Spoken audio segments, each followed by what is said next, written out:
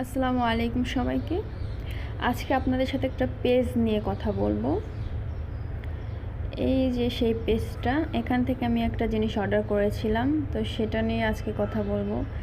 দেখুন, সব কিছু কনফার্ম, তাদের কাছ থেকে সব কিছু জেনে নিয়েছি। এই যে এইখানে এসে হচ্ছে ব্যাপারটা,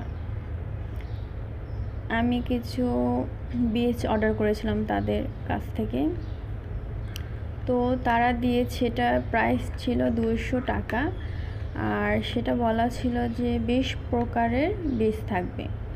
তো আমি অর্ডার করেছি এবং এখানে যখন আমার হাতে পেলাম তখন দেখে তো আমি অবাক, যে এখানে মনে হয় 50 টাকার জিনিসও দেয় নাই তারা।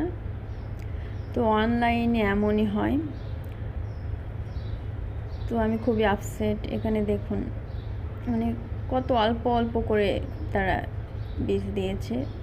যাই হোক, এবার যা হবার তো হয়েছে। এবার ভালোভাবে যদি গাছগুলো গজায়, সেখান থেকে ফলন হলে আলহামদুলিল্লাহ।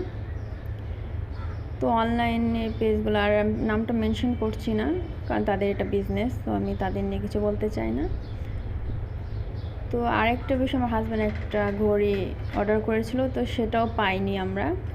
তো অনলাইন আর কেনাকাটা করার কোনো ইচ্ছা নাই। তো সবাই ভালো থাকবেন।